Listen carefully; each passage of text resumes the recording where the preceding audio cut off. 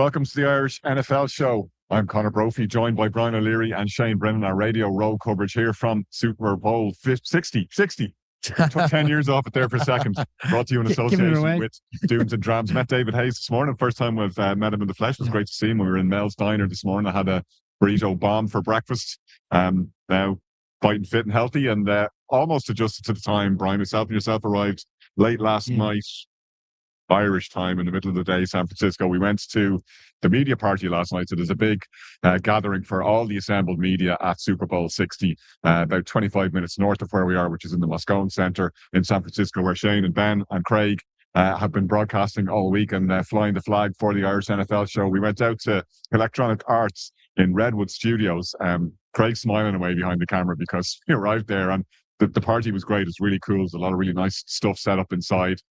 It was just like, oh, it's a normal corporate headquarters. We were kind of expecting a bit more razzmatazz when we turned up. I thought I was in the office. I'm like, Michael Scott's going to be here selling paper any moment now. And then you walk in and I'm like, okay, now this is where they make Madden and stuff. That's pretty cool. And crack was had. All good, clean fun. There was dance moves, drops. There was a sprint. We tested out our 40 times on the John Madden field outside Electronic Arts. That wasn't part of the entertainment. We made our own crack on that one. I'm interested to know who people think won that. It was Connor, Kieran, and Ben.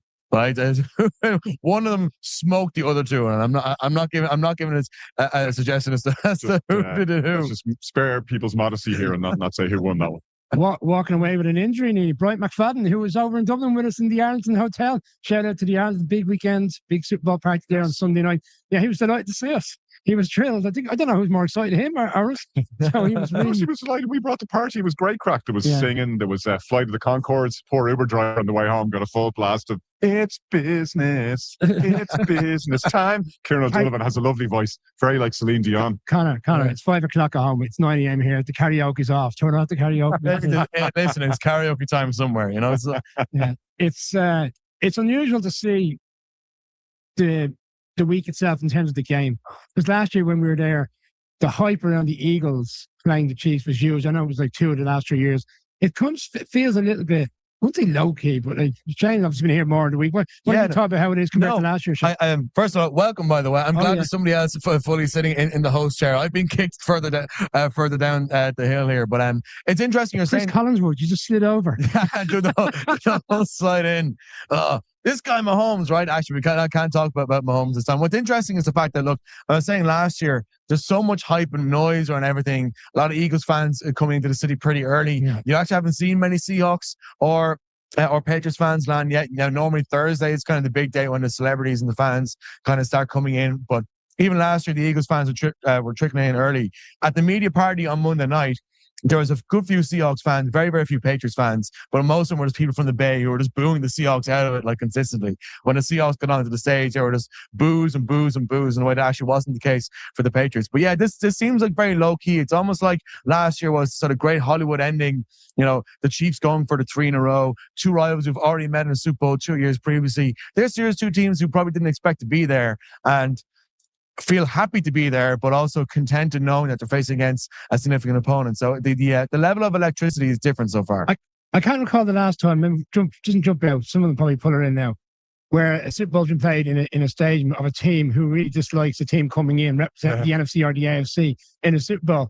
Even last night when me and Connor got into a lift, and this young lady was checking in, and she's from the local area, but she was a 49ers fan, and immediately she said, "You're for the Patriots, yes?" Because like, they just don't want to see. It just can't happen. The Seahawks cannot win on Sunday. We didn't give an opinion one way or the other. We said we hoped football was the winner. We were very diplomatic about it. We were very courteous. I've been tripping over Patriots players all day today, Shane. We just saw Cam Newton walk past us. Rob Gronkowski was on with Kay Adams earlier. We saw Gronk in full effect. A lot of high-profile players around here today.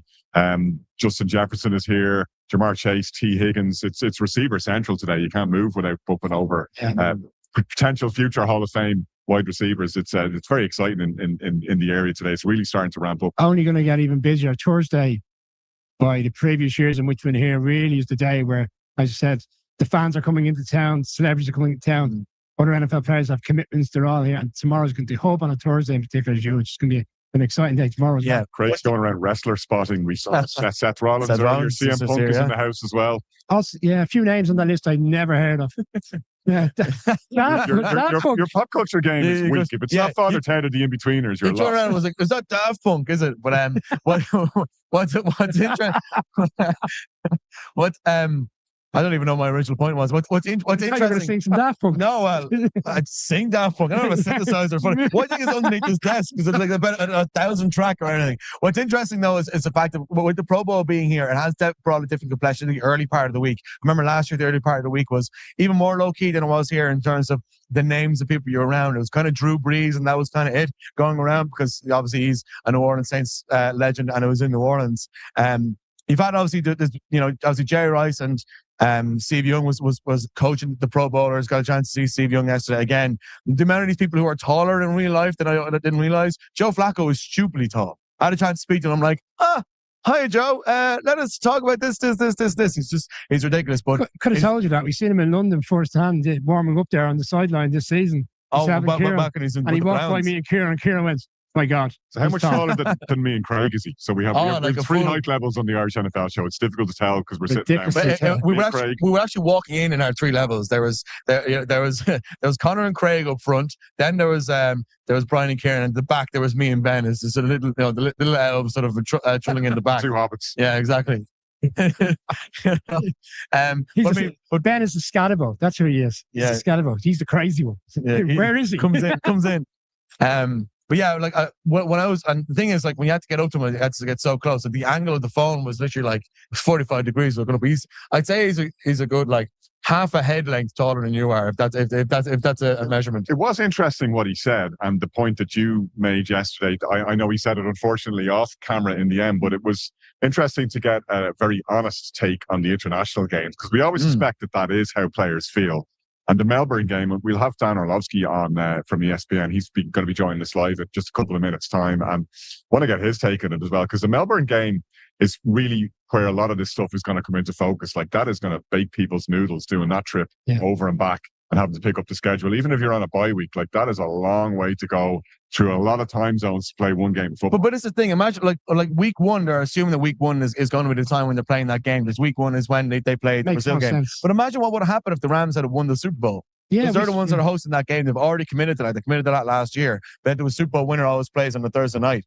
And the Rams, like, again, they're a good quarter of football away from being the heavy favorites to win this matchup against the Patriots. That was definitely a very real possibility there. So be interested to know how that would have been shaken out, because I actually don't know the time difference off by heart. 10 hours to Ireland.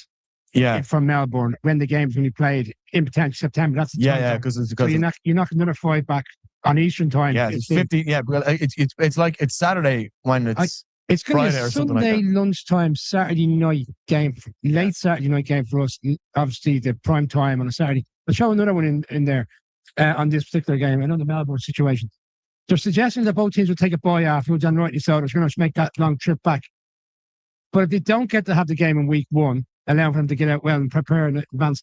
Does that mean they're in a situation they're going to have to leave the States every Sunday night after a game to go all the way to Australia with then 2 or 3 days max to get prepared for a very long trip for players?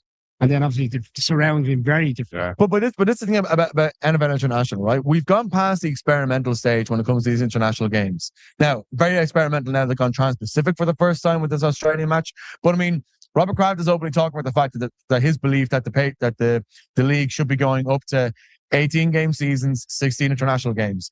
This week, Roger Goodell he's talking about having 16 international games. 16 international games in order to make sure you fill a schedule. You're not going to do them all in Europe. You're not going to do them all in Mexico or Brazil, where the time zones are efficient. Just because if you're going to try and make this a global game, as the league are trying to do, such as the flag football, and Australia is a big part of the flag football, by the way, because the Olympics after LA 2028 is in Brisbane 2032. They've already said that a big part of their partnership with Australia is make sure that it stays in the Olympics. I wonder, though, to your point, like, is there a more pressing diplomatic and political imperative to have the game in Melbourne now because of that, rather than that will be a sustainable fixture? Because it seems to me to be a really odd outlier.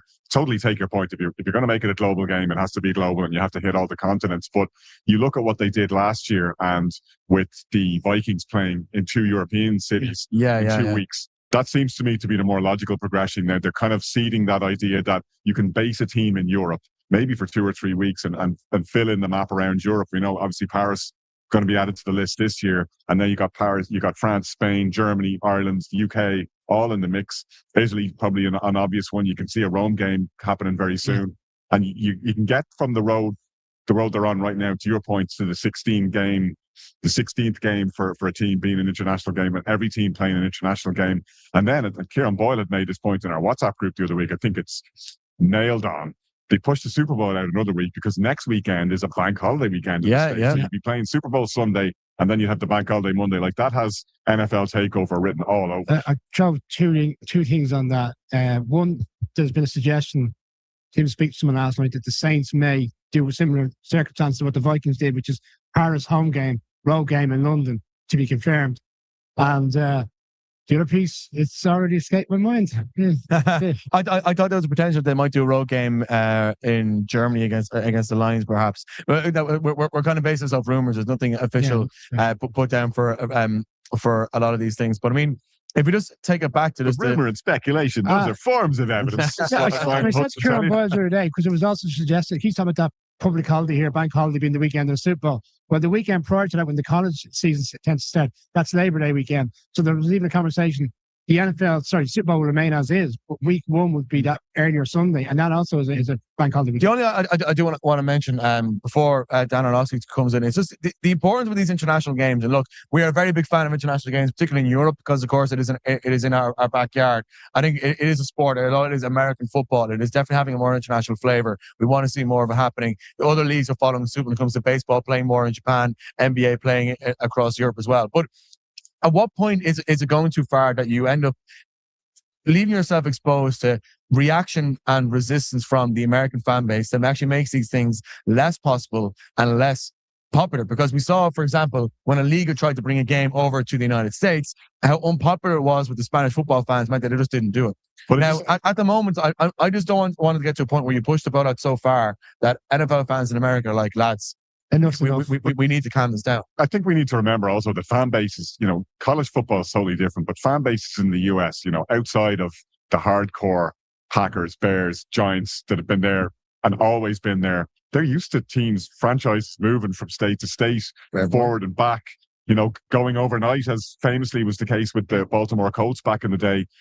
This is something that NFL fans have been conditioned to. It is a sports entertainment product, first and foremost. It's entertainment, business, and then sport in that order. We also see how many times do we joke during the season about the pricing of certain games in the NFL season, because some teams struggle to sell out their stadium. That's the harsh reality of the situation. So the NFL look at the model where we're struggling to sell out stadiums, yet we know we take that particular game and that team hosting that game and put that, whether it's in the UK, Ireland. The biggest contributor to teams' bottom line is TV money. It's not stadium attendance or concessions or anything else. And it's the only of the four major leagues where that is the case. Whereas as opposed to baseball, which is very much a ticketed-based economy. So I think it makes a fair point. So, and it'd be interesting to see how this progresses. Obviously, we're looking forward. There's a lot of Australian representation here.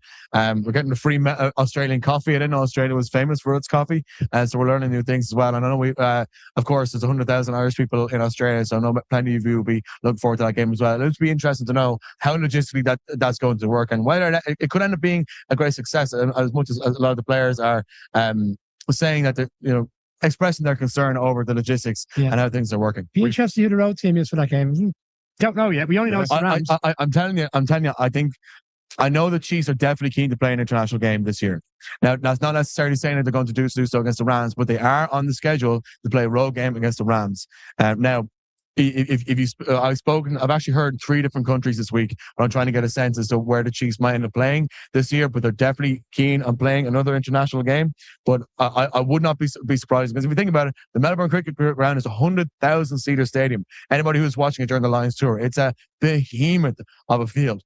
And if you're gonna make sure you fill it, the NFL is obviously doesn't want to have any empty seats anywhere they want to go in the world. Put the team that has the greatest star power against the LA Rams there. I think that'd be a great matchup. And we saw, not to make it all about Ireland, but let's make it all about Ireland. We saw in Croke Park the difference between that game and a lot of the international games, because the Steelers were able to bring such a critical mass of fans with them. It felt like a proper home game for them. You had 30,000 Steelers fans in Croke Park. It's brilliant when you can actually make that happen. They did that in Dublin. I'm sure they'd love to do something similar in Melbourne. I mean, with 100,000 people, that's a tall order. But and speaking of tall orders, Dan Orlovsky is just hanging around on the fringes of our vision here. And we'll have Dan very soon with us here on the show. We'll take a quick break before we do get to that. But yeah, I'm sure the NFL would love that, you know, to be properly hometown feel. No. Oh, we'll take a quick break. I know we're cutting out with it. Oh. This is your chance to experience the NFL like never before. The Irish NFL show is touching down stateside, and we want you on the team. Explore iconic football towns: Chicago, Green Bay, New York, Philadelphia, Pittsburgh, and make memories with fellow Irish NFL fans on the trip of a lifetime. We've partnered with Bernard Hayes Travel, a trusted travel partner with over 30 years' experience. We'll look after everything: flights, accommodation, transfers, match tickets, social events, and everything in between. An unforgettable experience. Picture yourself in the stands at Soldier Field, Lambeau, or MetLife, roaring on your team. Register your interest today at irishnflshow.com/tours. Don't just watch the game, live it.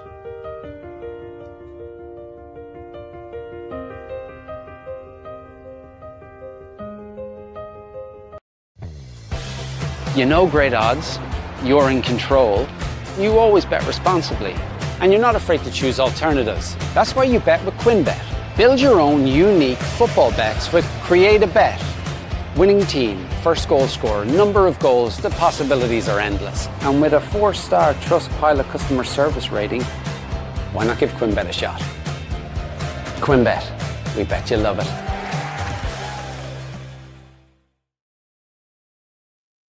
Welcome back to the Irish NFL show, live from Radio Row. Our Radio Row coverage, of course, brought to you in association with Doones and Drams. Discover Ireland, more than beyond the game, indeed.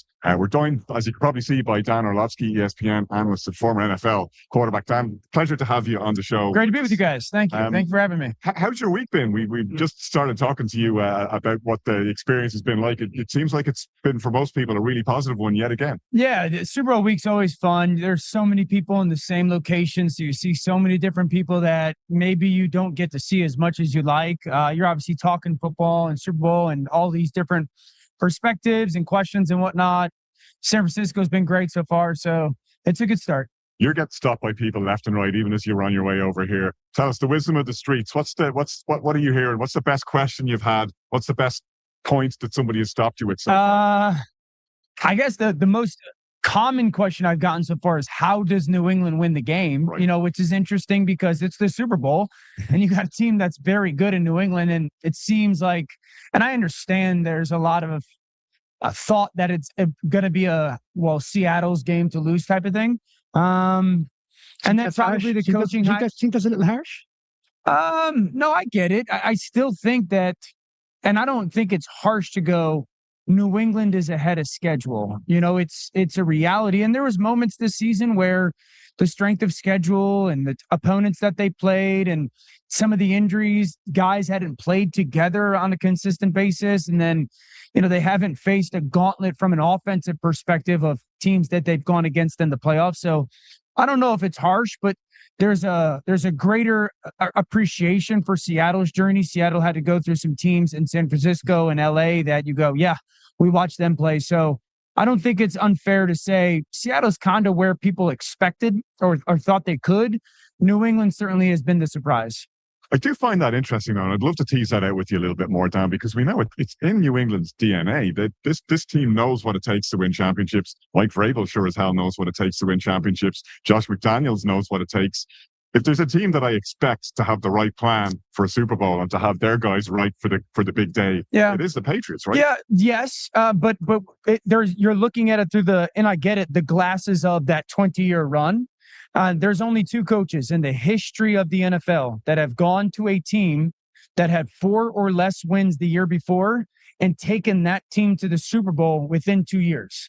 One of them is Mike Vrabel. Yeah. The other one is Bill Belichick. So it's wild that 20 almost 5 years later, they've done it again. So it's just rare. You don't see teams that are selecting in the top 4 or top 5 of the NFL draft go to the Super Bowl. I think it's happened 4 or 5 times, and 2 of those were teams that traded up. They weren't as bad record-wise. They traded to get into that top 5. And so it's just very rare to see that a team that has flipped so fast their roster get to the Super Bowl. If they're going to win, Dan, they're going to need a big game from Drake May. We're going to need to see more of Drake May and the better version of Drake May than perhaps we've seen in the playoffs thus far. And there's been reasons for that. And obviously the weather was a massive factor in Denver, but he needs to have a big game. I know that's obvious to say, but there's a lot of pressure on him. I think can their defense keep them in it? New England's defense, and you would think so. Seattle's offense is good, really good. New England's defense has been great. And these playoffs, this is by far the best offense they'll play against. So their defense has to keep them in it. They've got to do a really good job of not giving up those big plays in the play action game from Seattle. And then 2, situationally, Drake's going to have to be very strategic. I'm of the belief to play against this Seattle defense as a quarterback, you can't think you're going to march the field on a consistent basis, 10-play, 12-play drives, and be flawless in your execution. So then you have to create some big plays. And in the pass game, you have to be precise. And when you watch teams offensively have in the pass game success against Seattle's defense, it's not easy. Yeah. You've got to be precise with your timing and your placement and your type of throw. And I think that's the big challenge for Drake in this pass game is, can they live in this world of just precision against a defense that's very difficult to go against? And yet, as you say, we saw Matthew Stafford and the Rams do that. Like, let's not forget that the Rams poured 479 yards on that Seattle defense. As brilliant as they've been all season, I don't know if you can just drop that template onto New England, because it would be helpful to have Matthew Stafford and Buka Nakua for starters, and they don't have. Yeah, I just don't. That's the only offense, certainly in the last 10 to 12 weeks. We saw Tampa have success against them early in the year. Against that Seattle defense, that's the only offense that's really clicked on a consistent level. And so that's not who New England is. Can they try to replicate it for moments? Yes, but that's not who they are. Dan, a couple of years removed from when you joined us talking about the Bengals-Rams Super Bowl, and you spoke about in that situation. Now, Joe Burrow had only come into the league a couple of years. The pressure was on Matthew Stafford to win the Super Bowl, albeit the big trade from the Lions at the time. It kind of has a little bit of similarity in terms of May's not too long in the league, and Sam Darnold's going to have gone a very different route. He's been with quite a few teams. Yeah. Would you see the pressure on Sunday more so on Sam to get over the line, and how do you think they could manage that in terms of the play calling early on? Will he run orientate and try to just ease Sam into the game? Yeah, I do think that there's, if I was going to choose a side, it would be more pressure on Sam Darnold. And I've been a backer and believer in Sam. That being said, 3 years ago, he was a laughingstock in the NFL. I don't agree with it, but that's the reality. We just don't see quarterbacks kind of go through this journey of early pick. Oh my goodness, you're a bust. You get traded. You're not good at this place. You're not good at another place. You get another opportunity. All of a sudden, you're in like an MVP conversation, and now you have that you got a chance to go win the Super Bowl. It's one of the most fascinating quarterback journeys. It's certainly in the modern era. I think style-wise, I don't believe this team and this coaching staff is built to play it close to the vest. That's not who they've been. That's not how they're going to go win the Super Bowl. When you had that backup year in San Francisco, Kyle Shannon said he'd be very comfortable with playing him if he needed that. I think people kind of questioned that because it was the Sam Darnold kind of conversation. Yeah. Maybe that year in particular was crucial to him in terms of how he's developed now, going to take a step back to learn again. I think it's the one year that you could point to that said, laid the foundation for this reemergence. We had Sam in Seattle on Monday Night Football this year, and I asked him about that year, and he said the two biggest parts of that year were, one, his quarterback coach, Ben McAdoo, who's the old New York Giants head coach, really just drilling into him how important his feet were and just allowing that to be how he gets through different progressions. That guy's not open. That guy is not open. Yep, that guy is. And then watching Brock Purdy, just watching Brock play and the style that he played in, how he carried himself, how he prepared. He said it was super impactful, and then gets the opportunity in Minnesota and bang, it hits. So I'm so happy for him. I think it's a great story. And, the conversation is, well, is this going to change the way that we view development of quarterback in the NFL? The answer is no, it won't. The NFL is a now product at that position. But I do think if your team's evaluating these quarterbacks, you've got to figure out why Sam has this resiliency in him, because I think that's the real reason why. It's not he got better. It's not he got more talented. No, he was crazy resilient. It's more about the makeup, the guy. Sorry, more about the makeup. Yes. Oh, big time, big time. Every guy's talented, man. Are you a rock wall? Are you a stone wall when it comes to your skin? It's funny you say that, because I was watching the John Elway documentary on Netflix just a couple of weeks ago, and you remember it's always been like this. I mean, the pressure that Elway was under and dumped on and written off as a bust after one season. But I'm fascinated watching this year's playoffs of how we've seen that class of quarterback, Drake May, Bo Nix, Caleb Williams having a great year. Yeah. That seems to have been a really good crop. But what those three guys have in common, to your point, is they're very resilient. Yeah. And specifically to Bo and Caleb, I mean, just the late game comebacks. I mean, I think they were 1 and 2 in the NFL this year in fourth quarter comebacks. And then Drake has been in the playoffs situationally. He's been very good. I know that, the overall performance hasn't been this dominant one, but yeah, it's got a chance to be a really, really good class. It's really interesting to see how each organization tries to build around. We know that the window when they're playing well and cheap is really important. And so how they try to build around and take advantage of, and New England obviously has done that, but it's a really talented class. And these kids come into the league nowadays so much more physically gifted, all around athletically and playing the position. And if they can really get that mental element and emotional element, that's, I think, when you got a chance to have Hall of Fame careers. The culture that's been put around both of these guys and all of their teammates, of course, by Mike Vrabel and by Mike McDonald. I find it fascinating that we have two defense-minded head coaches in the Super Bowl at a time when everybody's looking for the next offensive mastermind. It makes you think in this coaching carousel, I wonder who's going to be that guy. Could be the likes of a Jesse Minter, because it's not just about what you can do on either side of the ball. It's about culture, right? And it's about being that CEO of the organization. Oh, sure. Bring out of the entire roster. Yeah, there's Kyle Van Noy, who's played in the NFL for, 10, 12 years, and he's with Baltimore now, said something on Pat McAfee's show not long ago that I did find interesting. And he was talking about the new coaching hires and how the younger players and this generation of players really values coaches that can bring X's and O's advantages. And I think we've seen that with some of the hiring processes as well. I always say this too. People think like, what's the best thing a team or a coach can do for a young quarterback? It's like, give them a good run game. And I was like, yeah, I think the best thing you can do for a young quarterback is give them a great defense. So then I don't feel like I have to go to score 30 points to go win a game. And I think we see that with some of these defensive-minded head coaches in New England and Seattle. It's like the quarterbacks don't feel this immense pressure that they have to go play this perfect game and score all the time because the defenses aren't good enough to, ride their back and win a game. Now that we've seen most of these seats filled in the offseason, Dan, the offseason for the teams that aren't in the Super Bowl, of course, who's the coach that you think is the best fit in his new situation? Well, Mike McDaniel as the play caller for the Chargers, I absolutely love. But from a head coaching perspective, I love Harbaugh in New York. I really do. I think just his experience of winning, what it sounds like in March and April and May to have on a daily process. What does a winner sound like and operate like? What does a champion operate and sound like in July? And then I really think Kevin Stefanski in Atlanta. I think Atlanta's so talented. I think Kevin Stefanski, people are like, oh, he doesn't have success without starting quarterbacks.